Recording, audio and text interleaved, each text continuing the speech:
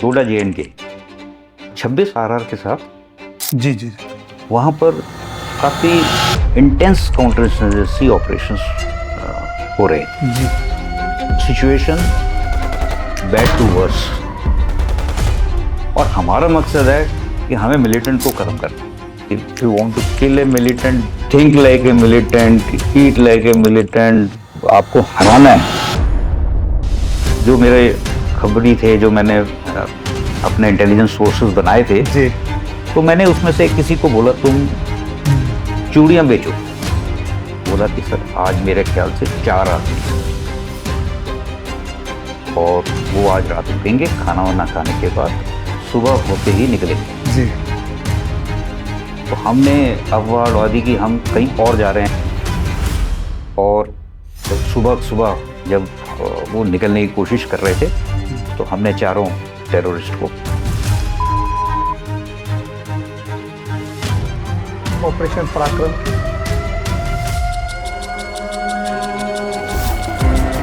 पराक्रम, जब आप वर्ड सुनते हैं तो इसका बैकग्राउंड ये है कि हमने दुश्मन से बदला लेना है। ताकि अगर आज लड़ाई हो तो कितने % आप सक्सेस मुझे दे सकते हैं। तो मैंने कहा सर आज लड़ाई करेंगे तो 100%। जय हिंद साथियों, मैं स्वागत करता हूं मेजर जनरल अजय ओरी साहब का। Thank you very much captain Lokendra. Sir, आपने अपनी सर्विस के दौरान काउंटर इंसर्जेंसी ऑपरेशन, ऑपरेशन पराक्रम, ऑपरेशन मेघदूत, सभी में इतनी लंबी सर्विस है और सभी में आपने अपना रोल निभाया है। करेक्ट। इनमें से किसी भी ऑपरेशन के ऊपर, या मैं चाहूँगा कि मेरे दर्शकों को अगर आपके पास तीनों ही ऑपरेशनों के कोई किस्से हों, कोई अच्छी ऐसी इंफॉर्मेशन हो कि जो आप समझें कि उनके साथ शेयर कर सकें, तो आप कुछ बताएं सर। ओके, पहले मैं लेता हूँ CI ऑप्स का। जी। काउंटर इंसर्जेंसी ऑपरेशंस, जिसको हम शॉर्ट में CI ऑप्स कहते हैं। ये मेरा टेन्योर 26 RR के साथ डोडा में था। जी जी डोडा JNK जम्मू एंड कश्मीर में एक सबसे बड़ा डिस्ट्रिक्ट है, और वहाँ पर काफ़ी इंटेंस काउंटर इंसर्जेंसी ऑपरेशंस हो रहे थे। जी। जब डोडा का नाम आता है तो सबसे पहले दिमाग में आता है टेरेन। जी जो वहाँ की टेरेन थी वो है एक माउंटेनस टेरेन, सर। ऊंची पहाड़ियाँ, और हाईएस्ट पहाड़ी तो लगभग हाई ऑल्टीट्यूड एरिया में 9000 से भी ऊपर है वो। और सबसे जो गंभीर कहानी है वहाँ की है वो ग्रेडियंट। जी। सीधी चढ़ाई है, खड़ी चढ़ाई जिसको बोलते हैं, स्टीप ग्रेडियंट।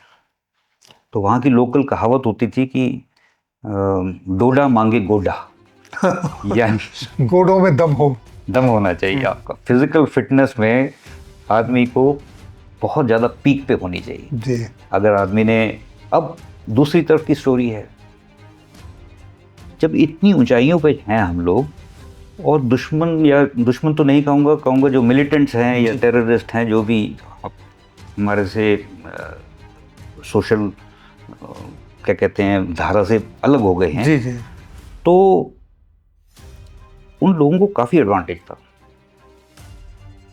क्योंकि अगर वो कहीं से फायर करते थे तो वो निकल जाने में बहुत समर्थ थे। जी। तो हमारा जो मकसद था, हमने कहा भाई कोई आदमी मिलिटेंट तो इसलिए नहीं बनता कि वो मरे, वो तो मारना चाहता है। जी जी। है ना। और हमारा मकसद है कि हमें मिलिटेंट को ख़त्म करना सर।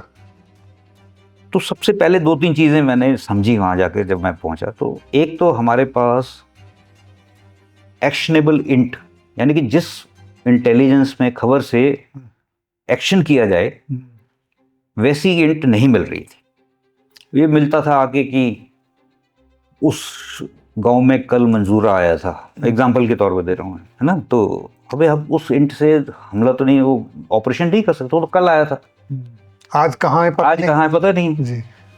तो फिर मैंने एक तरीका सुन ढूंढा, ऐसी सोच विचार किया। तो मैंने, जो मेरे खबरी थे, जो मैंने अपने इंटेलिजेंस सोर्सेज बनाए थे जी। तो मैंने उसमें से किसी को बोला तुम बैंगल सेलर बनो, चूड़ियाँ बेचो, गांव में जाओ और वहाँ पर चूड़ियाँ बेच लो, और जब आपको गांव में थोड़ी सी खबर लगे तो चूड़ियाँ बेचना बंद करो और उसी समय लौट के आओ। और ऐसे ही किया उसने। वो गया, उसको एक विलेज के अंदर बोला कि सर आज मेरे ख्याल से 4 आदमी हैं और वो आज रात रुकेंगे, खाना वाना खाने के बाद सुबह होते ही निकलेंगे जी। ये तो बहुत अच्छी इंट थी। अब इंट मिल गई, अब मेरे को अपना टीम का सिलेक्शन करना था कि कौन सी स्ट्राइक टीम जाएगी वहाँ पर। तो जो आदमी फुली ट्रेंड हो, मोटिवेटेड हो, वो मैंने टीम को पकड़ा। अगला था कि सरप्राइज खो ना चाहे, तो हमने अफवाह उड़ा दी कि हम कहीं और जा रहे हैं। हमारा हेडक्वार्टर था थाटरी जी। 26 का, और हम जा रहे थे किश्तवाड़। तो हमने कहा हम किश्तवाड़ जा रहे हैं ऑपरेशन के लिए, जबकि जहाँ ऑपरेशन करना था वो थाटरी और किश्तवाड़ के बीच में थी जी। तो हमने सब जगह उड़ा दिया कि हम किश्तवाड़ जा रहे हैं, और हम गए भी जी। किश्तवाड़। मगर रात को किश्तवाड़ से निकलकर हमने ये ऑपरेशन को प्लान जैसे किया था वैसे प्लान को एग्जीक्यूट किया। जी। और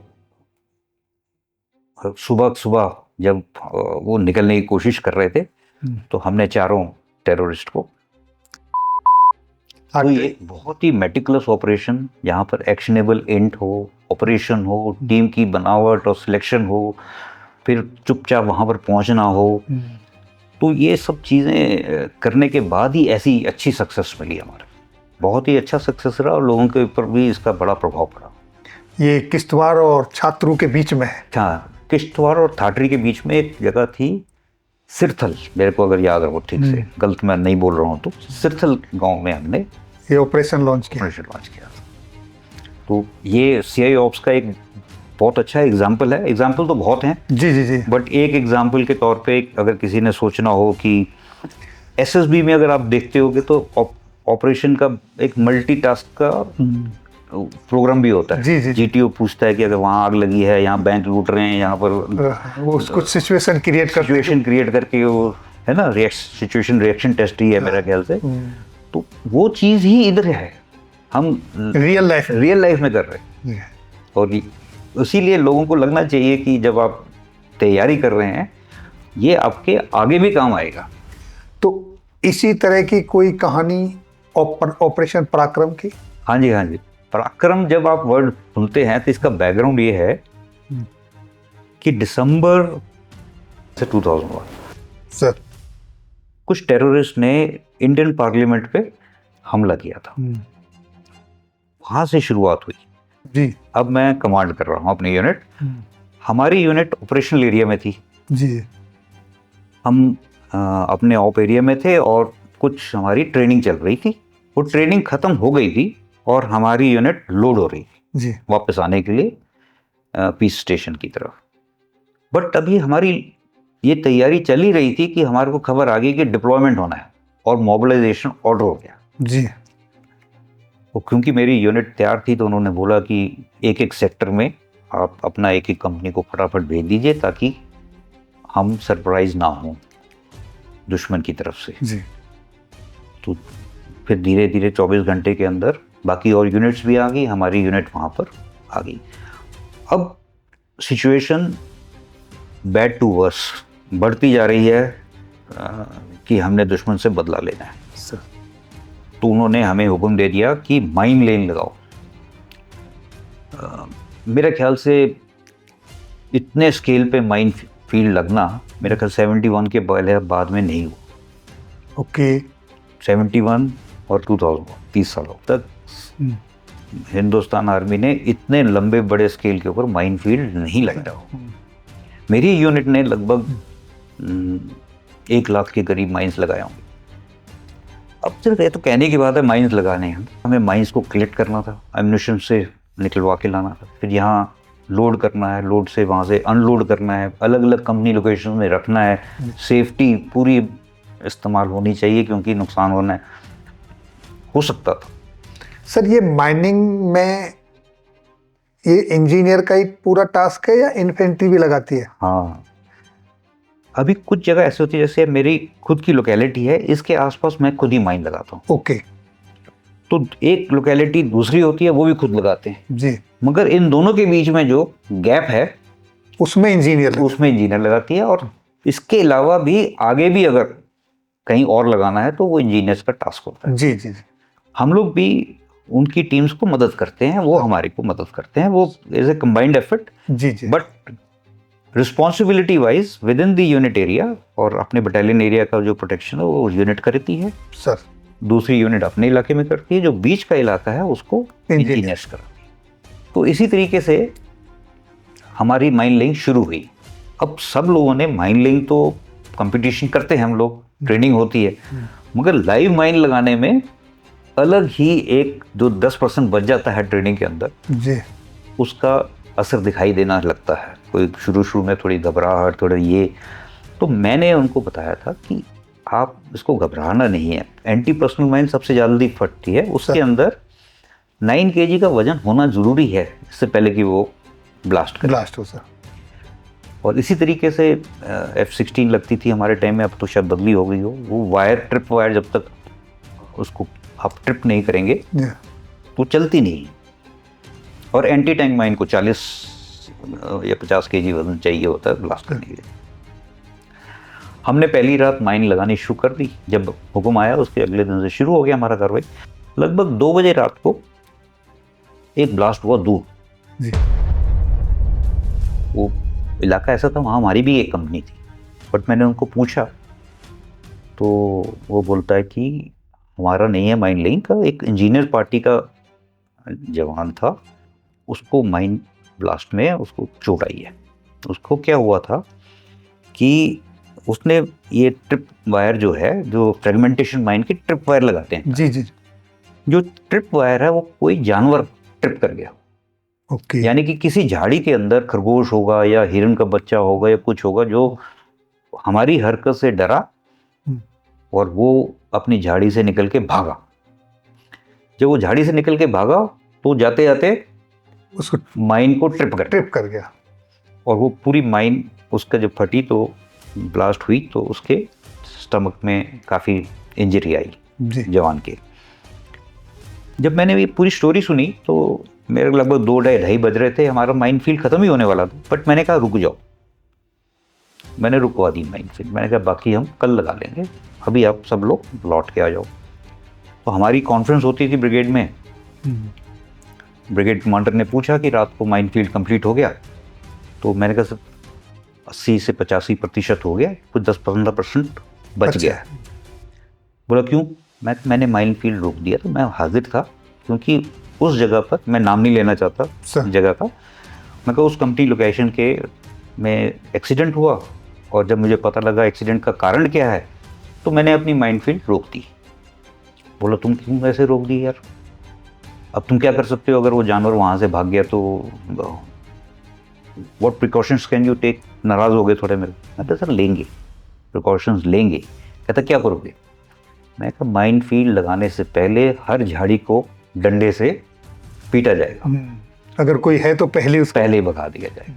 मैंने कहा और दिक्कत होगी तो बाइकैट स्ट्रिप होती है हमारी, उससे हम थोड़ा सा चलाएंगे, उसकी आवाज़ से भाग जाएगा। तो ऐसे हम कुछ और तरीके से भी शोर कर सकते हैं, जरूरी नहीं है कि बाइकैट स्ट्रिप चलाना है। तो जब हम माइन फील्ड में जाएंगे तो हमारा कोई ये डेंजर नहीं होगा कि कहीं किसी झाड़ी के पीछे कोई जानवर छुपा हुआ है। तो उनको मेरी बात अच्छी लगी, उन्होंने आगे भी बताई और धीरे धीरे पूरे जो डिवीजन है सबने उसको, सब लोगों को ये फॉलो करा।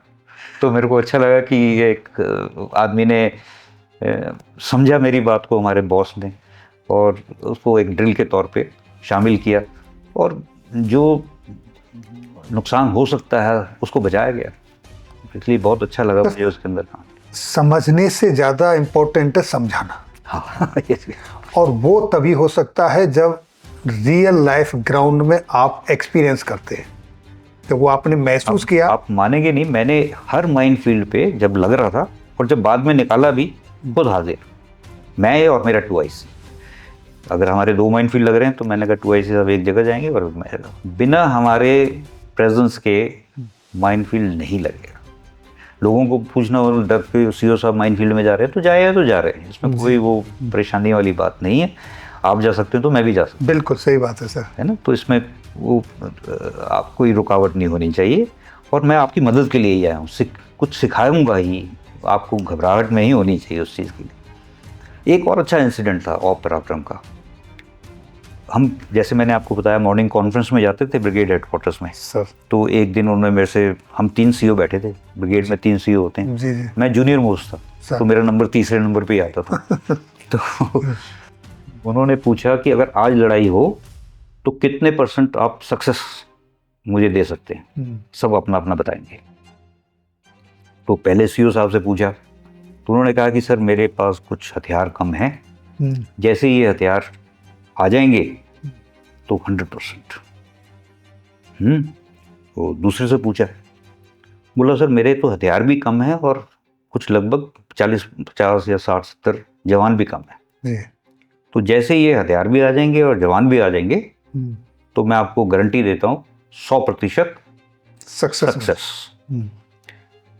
फिर से पूछा तो मैंने कहा सर आज लड़ाई करेंगे तो 100%, और जो कमी पेशी है हमारी वेपन्स की या इंडिविजुअल्स की, जब वो कर देंगे तब 200%। जी। बोला ये क्या जवाब हुआ? कमांडर पूछ रहे हैं ये क्या जवाब हुआ?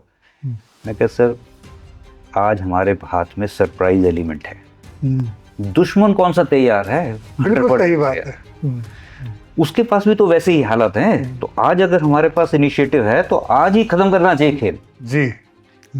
शुरू करो।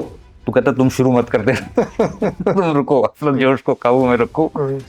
तो कहने का मतलब ये है कि हमें सिर्फ अपना ही नहीं देखना है, दुश्मन को भी समझना है, उसको भी आंकना है, उसको भी आंकना है। तो आपकी प्लानिंग में दोनों शामिल होने चाहिए सर। तो एक और अच्छा लेसन था ऑफ पराक्रम का। और एक बात मेघदूत की, आपने पूछा था मेघदूत।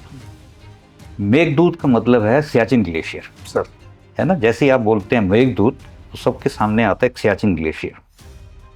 सियाचिन ग्लेशियर का नाम लेते ही 2-3 चीजें सामने आती हैं सर। एक ये कि ये इस प्लेनेट का हाईएस्ट बैटलफील्ड है जी। दुनिया के किसी भी कोने में इतनी ऊंचाई पर लड़ाई नहीं है। हमारी पोस्ट 18,000 से लेकर 21,000 फीट तक है। टेम्परेचर -50 से लेकर -60 डिग्री तक। बर्फीले हवाओं का तो रुतबा ही अलग है। इतने कठोर एनवायरनमेंट और टेरेन से आपको जूझना पड़ता है। आपकी ट्रेनिंग 2 चीजों के लिए होती है सर। एक दुश्मन की लड़ाई के लिए और दूसरी वेदर की। तो जब भी कोई आदमी सियाचिन बोलता है तो एक तरफ तो हमें याद आता है कैसे हमने ट्रुप्स को सियाचिन बैटल स्कूल में ट्रेनिंग दी, क्लिफ की ट्रेनिंग दे रहे हैं, आपको सीधी चढ़ाई चढ़नी है, आपको बैटल एक्स कैसे यूज़ करनी है, स्नो एक्स कहाँ जानी है, क्रेवस को कैसे पार करना है, एवलांच आए तो क्या करना है, वो आपको ट्रेनिंग वहाँ दी जा रही है। ये ऑपरेशनल ट्रेनिंग है। दूसरी तरफ ट्रेनिंग है कि इस वेदर को आपने कैसे झेलना है सर, आपने इस वेदर के साथ मिलकर कैसे रहना है। तो वहाँ भी एक कहावत है सर। वो कहावत ये है कि don't try to be a Gama in land of Lama. यानी कि गामा बनने की जरूरत नहीं है। गामा एक पहलवान था। इन प्लेस ऑफ लामा, जहाँ पर लामाज रहते हैं वहाँ पर गामा मत बनो। आराम से उस दिन को पार करो। जो वहाँ का सर्कमस्टांसेस हैं, जो वेदर है, जो टेरेन है, उसको इज्जत देते हुए आप आगे काम करो। मेरा जब सियाचिन में आया था यूनिट, तो मैंने बहुत लोगों को, बहुत सारे केसेस को किया कि किस यूनिट में किस तरीके से कैजुअल्टी हुआ, दूसरी यूनिट में कैजुअल्टी हुआ है तो क्या कारण, उनके पीछे के जो कारण हैं क्या थे। मैंने बहुत केस स्टडीज पढ़ी और उनको पढ़ने के बाद मैं अपनी यूनिट में आके बताता था कि बोला ये गलती नहीं करनी। तो मेरी जो ट्रेनिंग थी वो कांस्टेंट ट्रेनिंग थी, लगातार जैसे जैसे चीज़ें पता लगती रहती थी हम उसको अपने ट्रेनिंग के अंदर शामिल करते रहते थे और जवान को हम सचेत करते थे। एग्जाम्पल के तौर पे एक बहुत अजीब किसी के साथ एक क्रेवास था, छोटा होगा जी, क्योंकि आदमी ने सोचा कि मैं उसको जंप करके अक्रॉस चला जाऊंगा। उसने जंप किया वो पार नहीं गया, वो क्रेवास में गया, तो एक नुकसान हो गया। तो 2 लेसन लिए मैंने उस केस स्टडी से। एक, क्रेवास को जंप करके पार नहीं करना है। दूसरा, एक आदमी के साथ दूसरे आदमी का रोप का जो ड्रिल है उसको कभी तोड़ना नहीं। वहाँ पर ड्रिल है जी। कि आप जब एक पूरी पेट्रोल जा रही है तो एक आदमी दूसरे आदमी के साथ रोप करता होता है, सब एक रोप से दूसरी रोप से तीसरी से चौथी। अगर आदमी गिर भी जाए तो ज़्यादा गिरेगा नहीं सर, उसको रिट्रीव किया जा सकता है, उसकी जान बचाई जा सकती है। और इसको मैंने खुद करता था। मैंने कहा मैं भी एक एडवेंचरर बनने की कोई ज़रूरत नहीं है। जो जोशीलापन दिखाना है वो जब दिखाएंगे जब दुश्मन के साथ जब ज़रूरत होगी। परंतु जब हम आमने सामने कोई है नहीं और हमें सिर्फ एक क्रेवास पार करना है तो उसमें हीरो बनने की क्या ज़रूरत है। तो मैं जब उसमें सीढ़ी लगी होती थी जनरली सर, तो उसको बैठ के पार करता था। इन लोगों की और भी कई लोगों का स्टाइल होता है कि मैं तो पैदल चलूँगा, जा सकते थे, मैं भी जा सकता था, मगर मैंने कहा नहीं, यहाँ मैं सबको दिखाऊंगा कि मैं बैठ के जा रहा हूँ तो तुम भी बैठ के ही पार करोगे जी। तो इस तरीके से मैंने एक वर्ड ऑफ कॉशन और एक अलर्टनेस किस्म का अपने हर जवान के दिमाग में घुसाया।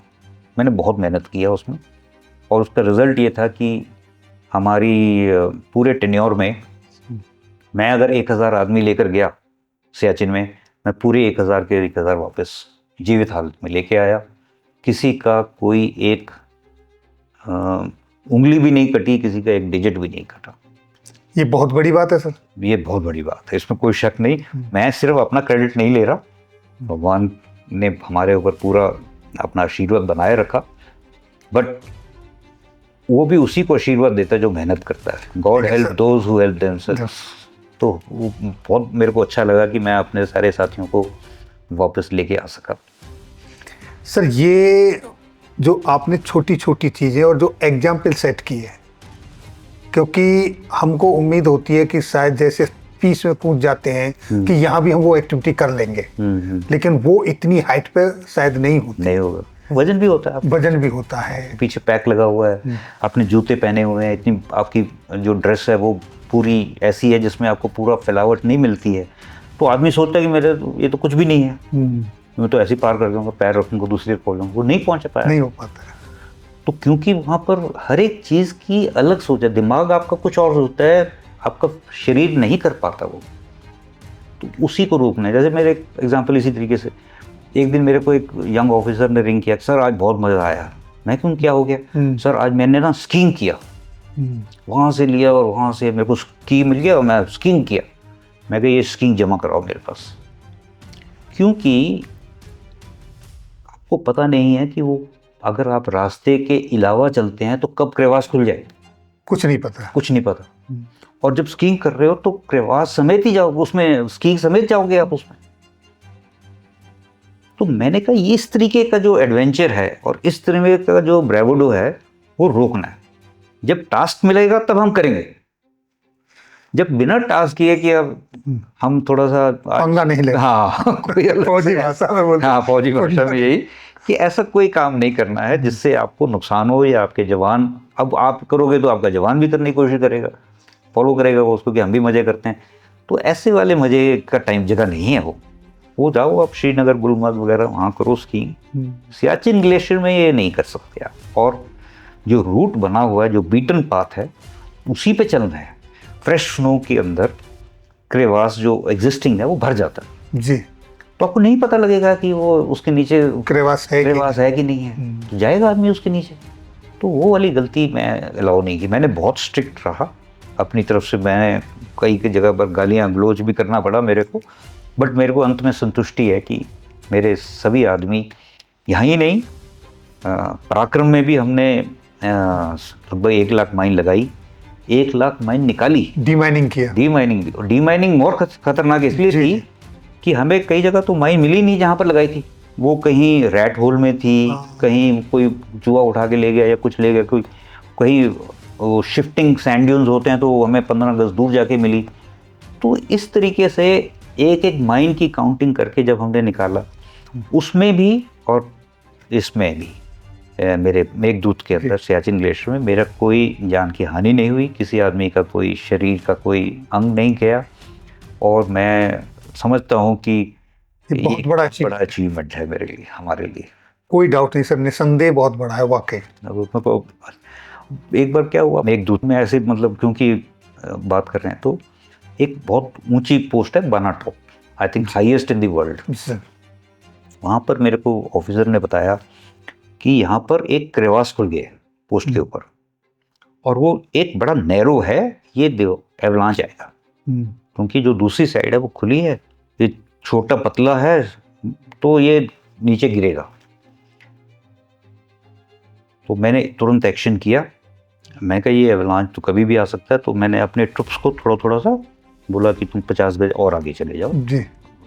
वो जितना आपको सेफ्टी लगता है उसके आगे उसको शिफ्ट करा दिया रातों रात। और जो वो गिरने के बाद जब ज़मीन पे आएगा तो वहाँ पर भी एक पोस्ट थी कंपनी की, उसका रन आउट जोन बोलते हैं थे जी। उस जोन से भी निकालना था उनको, तो वो भी मैंने शिफ्ट किया रातों रात। और अगले दिन तो नहीं, उसके अगले दिन एवलांच आया। तो ऊपर के जितने आदमी थे और जो नीचे हमारी बची हुई कंपनी थे उनमें से मतलब 30, 40, 50 लोगों का बहुत बड़ा हादसा होने से बच गए। अब और भी दिक्कत आई कि वो जो दीवार थी जो टूटी थी उसी के जरिए हमारी वहाँ पर ही हमने बाकी चीज़ें लगा रखी थी सप्लाई के लिए, और वो टूट गई। हमें 26 दिन लगे फिजिकल कांटेक्ट के लिए उस ऊपर बैठे लोगों के लिए पोस्ट तक पहुँचने में। 26 दिन किसी दूसरे रास्ते से गए, 1 कैंप 2 कैंप 3, ऐसी फोटोग्राफ्स में दिखा नहीं सकता, नहीं तो आप समझ नहीं सकते कितनी मुश्किल हाथ से। अब 26 दिन ऊपर किसी आदमी को साथ लगाव ना हो, तो एक हौसला बनाए रखने के लिए भी बहुत मेहनत करनी पड़ती है। जी जी जी, आदमी अलग थलग पड़ जाता है।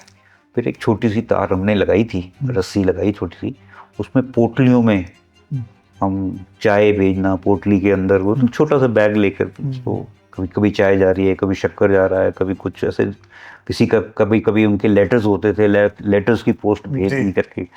तो 26 दिन तक हमने बंदोबस्त तो किया, मगर हाथ मिलाने वाला काम 26 दिन के बाद हुआ। तो एक हमारे लिए यादगार रह जाती हैं ये छोटी छोटी चीज़ें। और मुझे बड़ी अच्छा लगता है कि हमारे जवानों ने बहुत अच्छा काम किया, आला दर्जे, कोई मोरल डाउन नहीं, कोई कुछ नहीं, बोलो साहब आप कोशिश कर रहे हैं तो हम भी आपके साथ हैं। तो बड़ा अच्छी टीम वर्क था मेरा साथ, मेरे को बहुत अच्छा लगा उसमें, बहुत बढ़िया। सर ये छोटी छोटी जो बातें ये विश्वास जनरेट करती है। यस, ये भी बात है, विश्वास बढ़ता है, लोग विश्वास जनरेट करते हैं कि उनको पता है somebody there to look after। Yes, थोड़ा कोशिश हमारी भी रहती है। मैं तो उनको बोला करता था कि 24/7 कभी भी आप हमें से टेलीफोन पे बात करो, कभी कुछ करो, कभी मैंने कोई रुकावट नहीं डाली। मैं कहा अभी कोई दूसरा आदमी भी बीच में नहीं आएगा, मैंने खुलेआम बोला। मैं क्या कर रहा, एक जवान मेरे से बात कर रहा है तो ये नहीं सोचेगा कंपनी कमांडर या प्लाटून कमांडर की एक जवान ने सीओ साहब से कैसे बात कर ली।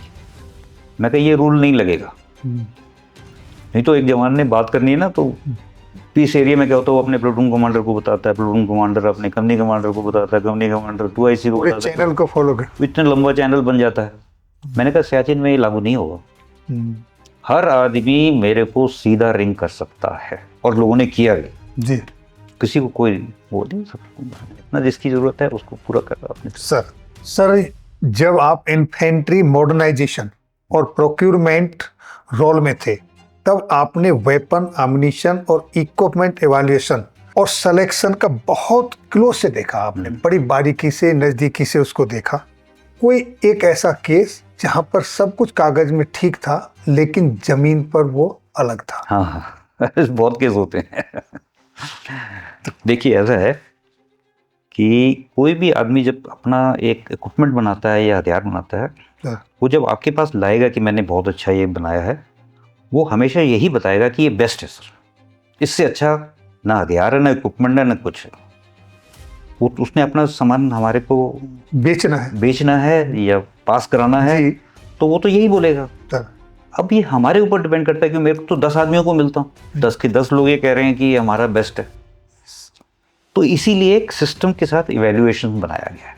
सर, एक बहुत अच्छी चीज़ हुई, क्या अच्छी क्या हुई, मतलब एक अच्छा किस्सा है, इंटरेस्टिंग केस है। हम लोग यूएवी लेना चाह रहे थे आज की तारीख में, उसको पहले होता था अनमैन्ड एरियल व्हीकल, जी अब ड्रोन कहते हैं, सर। है ना। तो कोई मतलब लोकल भाषा में ड्रोन है, कहीं यूएवी है, कहीं कुछ है, मतलब मकसद वही है जी कि हमें अनमैन्ड एरियल व्हीकल चाहिए। तो हमने उसके बारे में पड़ताल करी, तो 63 कंपनीज ने अपना इंटरेस्ट दिखाया। इंडिया की 63 कंपनीज ने इंटरेस्ट दिखाया। जी तो हमने एमओडी को बता दिया कि 63 कंपनीज Interesting. अपना ड्रोन देना चाह रहे हैं या अपना यूएवी एवेल्युएशन के लिए भेजना चाह रहे हैं। तो उन्होंने बोला ये तो बहुत ज़्यादा है, ऐसा तो कोई मतलब नहीं है 63 वाला, इसमें तो कई नाटक वाले आदमी हैं, इनको छांटो। वो हमारे इधर बोलते हैं फ्लाई बाय नाइट ऑपरेटर्स, यानी रातों रात एक डिफेंस कंपनी खड़ी हो जाएगी, क्योंकि यूएवी बनाना मुश्किल नहीं है, वो लोग डाल देते हैं, हमारा क्या जाता है, पास हो गया तो ठीक है, नहीं हुआ तो भी कुछ कोई बात नहीं। हाँ कोई बात नहीं। तो ऐसे बहुत लोग आ जाते हैं। तो उन्होंने हमारे को एक क्राइटेरिया दिया, और वो क्राइटेरिया के बलबूते पर हमने 63 कंपनीज में से कुछ कंपनियां निकल गई। बड़ा चीज़ें होती हैं, जैसे इनका मैन्युफैक्चरिंग फैसिलिटी है कि नहीं है, इन्होंने कहाँ इवेल्युएशन, अपना इन हाउस इवेल्युएशन कैसे किया, इनके पहले कितना एक्सपीरियंस है इस प्रोडक्ट को बनाने का, ऐसे ऐसे करके उन्होंने काफ़ी चीज़ें निकाली। इनकी टोटल कैपिटल कितना है। तो मतलब कोई ऐसे ही नहीं है ना कि स्कूल में वो ग्लाइडिंग सिखाते हैं, है ना, तो वैसे कोई बंदा आ गया, वो लोग या मेरा मॉडल ले लो एक करके, ऐसा भी नहीं होना चाहिए। तो वो 63 में से कट कुटा कर मेरे ख्याल से 32 रह गई, ऑलमोस्ट हाफ। हाँ ऑलमोस्ट हाफ। तो बोले नहीं नहीं ये भी बहुत है, और काटो। मैं कहा फिर क्राइटेरिया तो आपने देना है, एमओडी ने देना है। तो एमओडी ने हमें क्राइटेरिया दिया, और वो और कट हो गया, और टोटल कंपनीज जिनको एवेल्युएशन करना था वो 9 बचे। Can you imagine, all 9 failed. 63 में से करते करते 9 पे आए, और दोज 9 ऑल्सो फेल्ड। तो कागज पे तो सभी धुरंधर थे और जब कागज के बाहर निकाला, जब जमीन पर हकीकत पे आए, तो एक भी पास नहीं हुआ।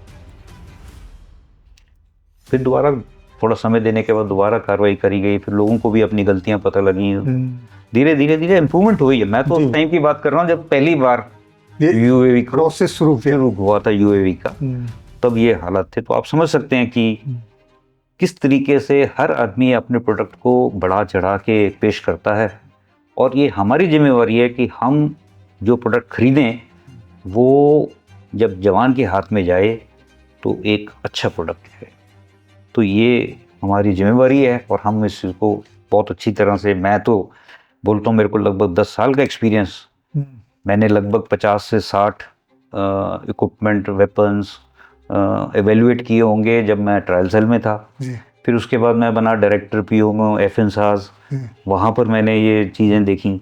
फिर मुझे उन्होंने एडीजी बना दिया इन्फेंट्री में, तो वो भी यही काम का बेसिक रहता है। तो वहाँ पर तो लगभग अगर आप पूरा देखें तो पूरा मेरा सैन्य काल के अंदर एक स्पेशलिटी क्रिएट हो गई, जिससे मैं ये चीज़ें करता रहा। और मुझे बड़ा गर्व है कि आज की तारीख में जो भी कई नए हथियार एंड इनोवेशन है, उसमें कहीं ना कहीं मेरा छोटा छोटा योगदान है, कंट्रीब्यूशन है। हाँ, बस बाकी सब ठीक है। मैं तो सिर्फ अंत में यही कहूँगा कि जब मैं मोटिवेशन के लेवल पे आया करता था, मेरे 3 ऑपरेशंस आपने देखे, ऑपरेशनल एक्सपीरियंसेस, एक सीआई ऑप्स का, एक ऑप पराक्रम का, एक ऑप मेघदूत का।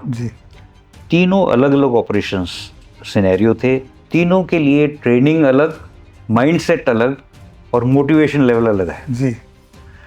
सीआई ऑप्स में किसी और तरीके का कि if you want to kill a militant, be like a, think like a militant, eat like a militant, go for him, outwit him.